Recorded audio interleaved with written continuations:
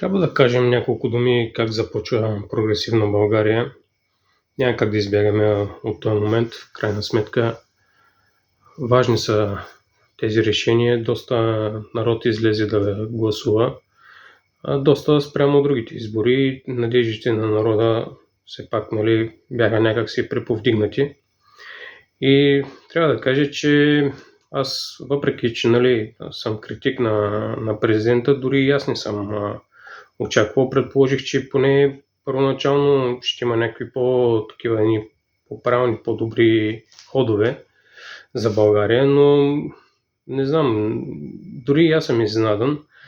Избирането сега на Михаела Доцова, която знаете много добре, че тя е част от статуквото близо 10 на години в администрацията на ГЕРБ, в последното правителство на Желязков, началник на кабинета на министъра на околната среда.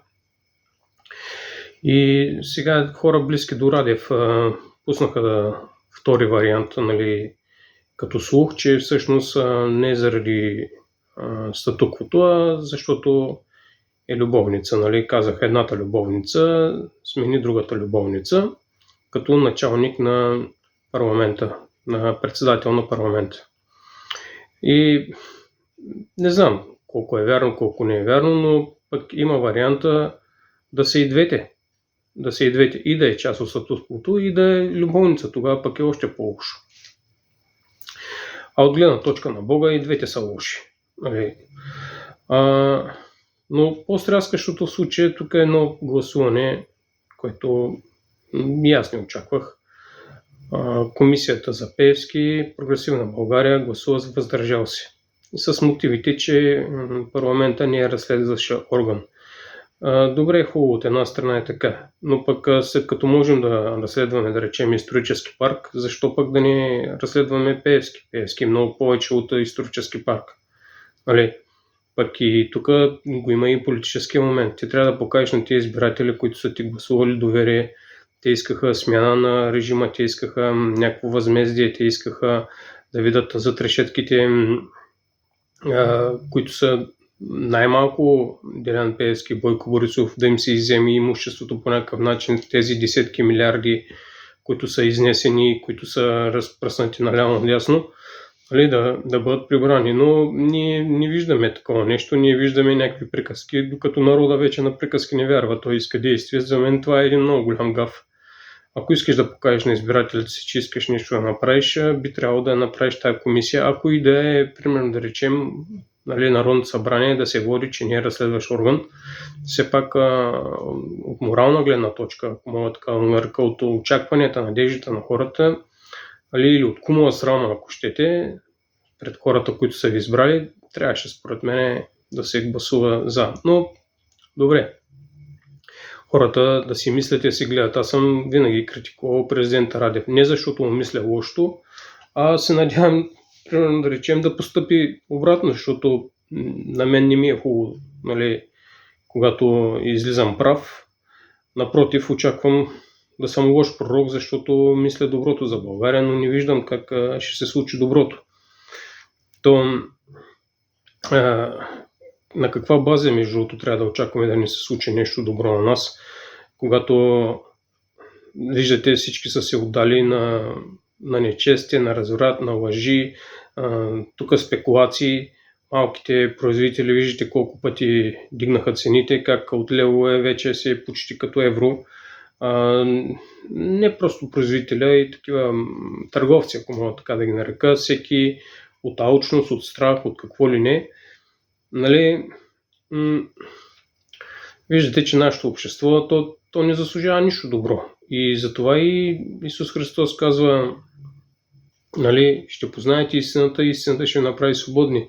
А те му отговарят, то ние не сме слуги на никого. Как ти казваш, че ще бъдем свободни, ще станем свободни. Той им казва, истина ви казвам, който върши грях, слуга е на греха, роб е на греха. И така и българският народ сега е роб и слуга на греха и се е отдал масово на грях и се търси някой спасител, който да му помогне да се почувства още по-добре, да му даде повече пари, за да може още повече да греши и още повече да се отдава на греха. И това е желанието реално на народа. народа иска да благоденства още повече и да може още повече да се разюзва в разврат, ако мога така да се каже. Това е, нали, хората нямат нужда от истинския спасител, който е Исус Христос, който да ги спаси от греховете им, да ги спаси от тяхните страсти, защото хората не могат да разберат, че те дори не са си свойски в момента, а те са изцяло слуги и роби на страстите си, на греха си, и каквото техните емоции, чувства, греховни страсти ги потикнат, това и правят. Те просто не могат да се владеят сами себе си. Няма как да се овладеят сами себе си. Те са роби на разврата, роби са на греха. Те са изцяло под влиянието на сатанинските сили. И откъде, на каква база ние очакваме да се случи нещо добро? Няма как да не се случи нещо добро, ако не се обърнем към Бога. Това съм го казал. А иначе каква е играта? Аз я споменах и предния път каква е играта, че ако бъдат осъдени тук Пеевски, Борисов и им бъде взето имуществото, парите ще останат за България. Но ако навънка бъдат осъдени, парите им ще отидат в правилните ръце. Просто им дадоха тук едни пари известно време така да се наслаждават на тях, да са им в ръцете, и сега хората ще си ги вземат. Имат възможност да се вземат. Ето какво каза президента Тръмп. Мога да си го взема, отивам и си го взимам. Било то за Гренландия, било то за Куба, било то за каквото и да е. Просто имат възможност да вземат си хората. То предполагам, че ако ние бяхме на техно место, сигурно и така ще направим. Могат да се възползват, могат. Кой е виновен? Ние сме си виновни. Очакваме винаги помощ в някаква друга посока. Лесният вариант, но всъщност не е лесен варианта.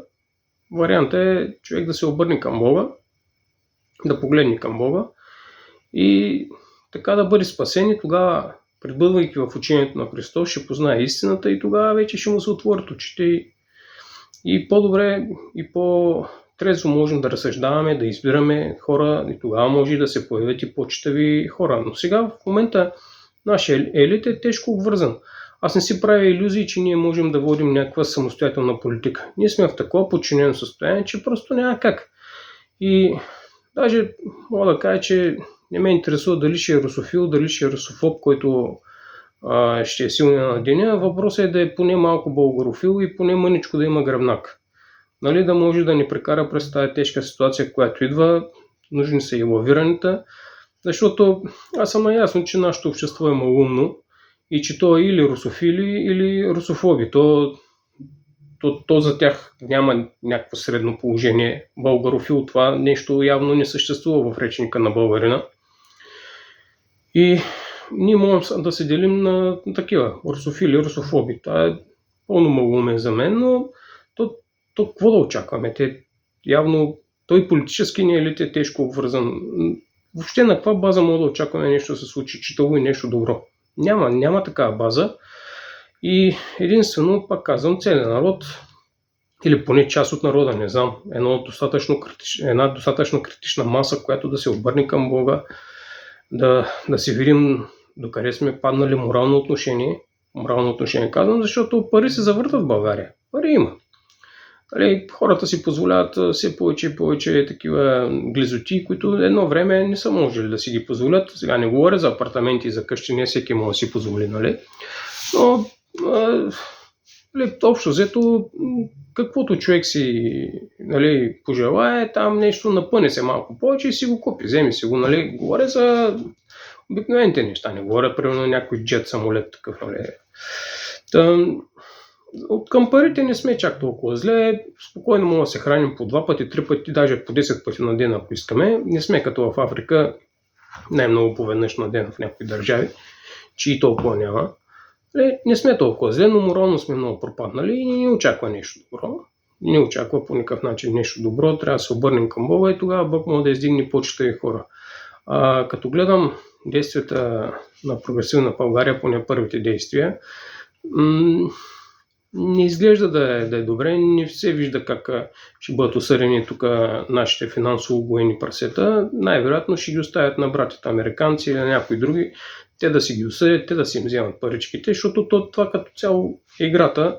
На кого е човек нашия президент, не знам.